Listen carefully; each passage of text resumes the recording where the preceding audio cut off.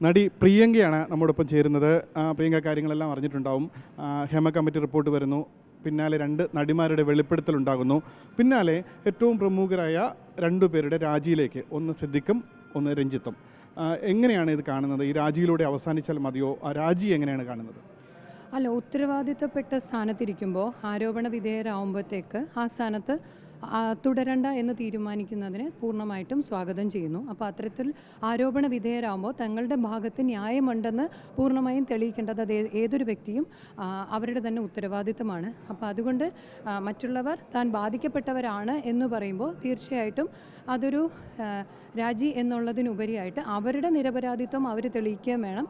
എപ്പോഴും ബാധിക്കപ്പെട്ടവരാണെങ്കിൽ അവർക്ക് നീതി കിട്ടണം, തെറ്റുകാരാണെങ്കിൽ അത് ആരാണെങ്കിലും ശിക്ഷിക്കപ്പെടുകയും വേണം. ഗുരുതരമായ ആരോപണങ്ങളാണ്, അന്ന് ക്രൈമാണ്, ഒരു കുറ്റകൃത്യം കൂടിയാണ്. അതുകൊണ്ട് തന്നെ രാജിയിൽ അവസാനിപ്പിക്കേണ്ടതാണോ ഇത്? അല്ല, അതാണ് ഞാൻ പറഞ്ഞത്. തീർച്ചയായിട്ടും തെറ്റുകാരാണെങ്കിൽ, അത് ഏത് വ്യക്തിയാണെങ്കിലും തെറ്റുകാരാണെങ്കിൽ അവർ ശിക്ഷിക്കപ്പെടണം എന്നുള്ള നിലപാടിലാണ് എല്ലാ കാലത്തും ഏതൊരു ഘട്ടത്തിലും ഞാൻ നിന്നിട്ടുള്ളത്. പോലീസ് അന്വേഷണത്തിലേക്ക് പോകണമെന്നുള്ളതാണ്. തീർച്ചയായിട്ടും അത്തരത്തിൽ കേസുകൾ വന്നാൽ അത് അത്തരത്തിൽ ഒരാളുടെ ഭാഗത്ത് അവർ നിരപരാധിയാണെങ്കിൽ നിരപരാധിയാണെന്ന് തെളിയിക്കേണ്ടത് അത് ഏതൊരു വ്യക്തിയാണെങ്കിലും അവരുടെ ധാർമ്മികമായിട്ടുള്ള ഉത്തരവാദിത്തമാണ് അത്. അപ്പോൾ ഹേമ കമ്മിറ്റി റിപ്പോർട്ടിലേക്ക് വരികയാണ്. ഗുരുതരമായ ആരോപണങ്ങളും പരാതികളും ഇരകൾ ഉന്നയിച്ചിട്ടുണ്ട്. അതിലേറ്റവും സുപ്രധാനമായ 2 കാര്യങ്ങളാണ്. ഒന്ന് തൊഴിൽ നിഷേധം, 2 ലൈംഗിക ചൂഷണത്തിന് സ്ത്രീകൾ ഇരയാകുന്നു എന്നുള്ളതും. തൊഴിൽ നിഷേധത്തിലേക്ക് ആദ്യം വരാം. ഈ ഒരു പവർ ഗ്രൂപ്പ് ഉണ്ടെന്നും അവരെ പ്രീതിപ്പെടുത്തിയില്ല എങ്കിൽ തൊഴിൽ നിഷേധിക്കുന്ന ഒരു സാഹചര്യം സിനിമയിലുണ്ട് എന്നും പറയുന്നു. ഏതെങ്കിലും സാഹചര്യത്തിൽ വ്യക്തിപരമായ ഒരു അനുഭവത്തിൽ അത്തരത്തിൽ എന്തെങ്കിലും അനുഭവം ഉണ്ടായിട്ടുണ്ടോ? പവർ ഗ്രൂപ്പിനെ പറ്റി എനിക്കറിയില്ല, പവർ ഗ്രൂപ്പ് ഉണ്ടോ എന്ന് എനിക്കറിയില്ല. തൊഴിൽ നിഷേധത്തിലേക്ക് വരികയാണെങ്കിൽ ഞാൻ വലിയ എൻ്റെ കരിയറിൻ്റെ തുടക്കകാലത്തിൽ വലിയ സിനിമ ചെയ്തുകൊണ്ടിരുന്ന അത്രയും വിജയ സിനിമയുടെ ഭാഗമായിട്ട് അവിടെ നിൽക്കുമ്പോൾ തന്നെ മറ്റുള്ള സിനിമകൾ ഒഴിവാക്കിയിട്ട് ഞാൻ മലയാള സിനിമ കമ്മിറ്റ് ചെയ്യുമ്പോൾ ആ ലൊക്കേഷനിൽ നിന്ന് തിരിച്ച് എന്നെ അയച്ചിട്ടുള്ള സാഹചര്യം ഉണ്ടായിട്ടുണ്ട്. ഒരുപാട് സിനിമകളിൽ നിന്നും കമ്മിറ്റ് ചെയ്തിട്ടും വലിയ മുഖ്യധാര സിനിമകളിൽ നിന്നും അവസാന ദിവസമൊക്കെ എന്നെ ഒഴിവാക്കിയിട്ടുണ്ട്. അത്തരത്തിലുള്ള ഒരുപാട് ഒഴിവാക്കലുകൾ എനിക്ക് തമിഴ് സിനിമയിൽ നന്നായി തിളങ്ങി നിൽക്കുമ്പോൾ മലയാളത്തിൽ അവസരം വരുന്നു, ഇവിടെ എത്തുമ്പോൾ അവസാന നിമിഷം ഒഴിവാക്കപ്പെടുന്നു, അങ്ങനെയാണ്. അത്തരത്തിൽ ഒരുപാട് പലപ്പോഴും ചർച്ചകളിൽ വന്നിട്ട് ഞാൻ ഒഴിവാക്കപ്പെട്ടിട്ടുണ്ട്. ഷൂട്ടിങ്ങിൻ്റെ ഡേറ്റ് പറഞ്ഞിട്ട് അവസാന ദിവസങ്ങളിൽ ഞാൻ ഒഴിവാക്കപ്പെട്ടിട്ടുണ്ട്. അത്തരത്തിൽ ഈ വർഷങ്ങളിൽ നോക്കിക്കഴിഞ്ഞാൽ ഒരുപാട് അത്തരത്തിൽ എനിക്ക് അനുഭവങ്ങൾ ഉണ്ടായിട്ടുണ്ട്. ഇത് തൊഴിൽ നിഷേധമാണ്. മറ്റൊരു തരത്തിൽ അങ്ങനൊരു അനുഭവം ഉണ്ടായിട്ടില്ല എന്ന് പറഞ്ഞ് മറ്റുള്ളവരുടെ അനുഭവത്തിനെ അത് യാഥാർത്ഥ്യമല്ല എന്ന് തള്ളിക്കളയാൻ ഇത്രയും വർഷം ഇൻഡസ്ട്രി നിൽക്കുന്ന ഒരാളെന്നുള്ള രീതിയിലും ഒരു സ്ത്രീ എന്നുള്ള രീതിയിലും അതൊരിക്കലും എനിക്ക് തള്ളിക്കളയാൻ പറ്റില്ല. അത്തരത്തിൽ ആരോപണം ഉന്നയിക്കുന്ന ആരും വെറുതെ വന്നിട്ട് പറയില്ല അല്ലേ. അപ്പോൾ ആത്മാർത്ഥമായിട്ട് പറയുന്ന ഓരോ വ്യക്തിയുടെയും ഒപ്പമാണ് ഞാൻ. അപ്പം ചോദ്യം, അതായത് വേണമെങ്കിൽ ഈ ചോദ്യം പറയാതെ മാറ്റിവെക്കാം, എങ്കിലും ചോദിക്കുന്നതാണ്. ഈ തൊഴിൽ നിഷേധത്തിന് ആരെങ്കിലും ഇടപെട്ടതായി അറിയാമോ?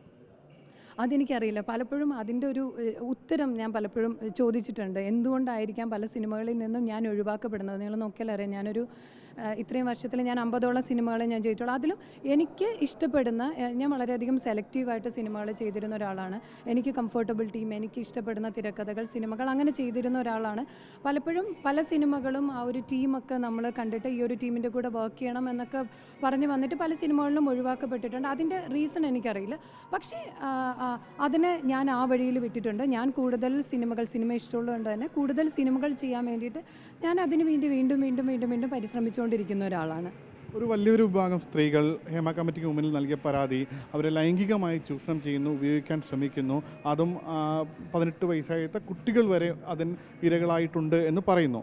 അത്തരത്തിൽ വ്യക്തിപരമായ അനുഭവം ഇല്ല എന്ന് പറയുന്നു. അപ്പോഴും ആ അനുഭവങ്ങൾ എങ്ങനെയാണ് കാണുന്നത്? വ്യക്തിപരമായ അനുഭവമില്ല എന്ന് പറയുമ്പോഴും അത്തരത്തിലുള്ള ഒരു അനുഭവത്തിനെയും, ഒരു വ്യക്തിയുടെ അനുഭവത്തിനെയും അത് നിസ്സാരമായിട്ട് തള്ളിക്കളയാൻ പറ്റില്ല. അത് 1 കേസോ 2 കേസോ അത് എത്ര കേസാണെങ്കിലും അത് നിസ്സാരവൽക്കരിക്കാൻ പറ്റില്ല. അപ്പോൾ അങ്ങനെ ഒരാൾ പറയുന്നുണ്ടെങ്കിൽ പൂർണ്ണമായിട്ടും അവർക്കൊപ്പം തന്നെയാണ്. അപ്പം സിനിമാ സെറ്റുകളിൽ ജൂനിയർ ആർട്ടിസ്റ്റുകൾ അടക്കമുള്ള സ്ത്രീകൾ നേരിടുന്ന പ്രശ്നങ്ങൾ, പ്രത്യേകിച്ച് വസ്ത്രം മാറാൻ കൃത്യമായ സ്ഥലങ്ങളില്ലാത്ത സാഹചര്യങ്ങൾ, ടോയ്ലറ്റ് ഇല്ലാത്ത സാഹചര്യങ്ങൾ, ഈ സാഹചര്യങ്ങളെല്ലാം ഉണ്ട് എന്ന് ഒന്നിലധികം മൊഴികളുണ്ട്. വ്യക്തിപരമായ അനുഭവത്തിൽ അങ്ങനെ സെറ്റുകളിൽ വിവേചനം അനുഭവപ്പെടുന്നു. 2005 ഞാൻ സിനിമ ഇൻഡസ്ട്രിയിലേക്ക് വരുന്നത്. അപ്പോൾ മലയാള ഇൻഡസ്ട്രി എന്ന് പറയുന്നത് നമ്മുടെ ബഡ്ജറ്റ് വളരെ കുറച്ചാണ്. ചെറിയ ഒരു പരിമിതിക്കുള്ളിൽ നിന്നിട്ട് ചെയ്യുന്ന അത്രയും വലിയ ബിഗ് ബഡ്ജറ്റ് സിനിമകളൊക്കെ വളരെ കുറച്ച് മാത്രമേ വരുള്ളൂ. അപ്പോൾ ചെറിയ ബഡ്ജറ്റ് സിനിമകൾ സിനിമകളുടെ ഒരുപാട് അത്തരത്തിലുള്ള സിനിമകളുടെ ഭാഗമായിട്ടുള്ള ആളാണ് ഞാൻ. അന്ന് പരിമിതികളുണ്ട്. ആ പരിമിതിക്കുള്ളിൽ നിന്നിട്ട് എത്രയോ സിനിമകളിൽ നമ്മൾ ഈ പറഞ്ഞ പോലെ നമ്മളുടെ എന്താ പറയുക, കോസ്റ്റ്യൂം വാൻ അല്ലെങ്കിൽ പ്രൊഡക്ഷൻ വാനിലൊക്കെ ആയിരിക്കും നമ്മൾ തുണി വലിച്ച് കെട്ടിയിട്ട് നമ്മൾ ഡ്രസ്സ് മാറിയിട്ടുണ്ട്. അത്തരത്തിലുള്ള സാഹചര്യങ്ങൾ, ആ ഒരു സാഹചര്യങ്ങൾ നമ്മൾ വർക്ക് ചെയ്തിട്ടുണ്ട്. അപ്പോൾ അടിസ്ഥാനപരമായിട്ടുള്ള പല സൗകര്യങ്ങളുടെയും പരിമിതിക്കുള്ളിൽ നിന്നിട്ട് ഒരുപാട് സിനിമകൾ നമ്മൾ ചെയ്തിട്ടുള്ളതാണ്. അപ്പോഴേ ആ ഒരു സാഹചര്യത്തിനനുസരിച്ച് എല്ലാവരും ഒരുപാട് സപ്പോർട്ട് ചെയ്തിട്ടുണ്ട്. അങ്ങനെ നമ്മൾ ആ സാഹചര്യത്തിൽ കടന്നു പോയിട്ടുള്ള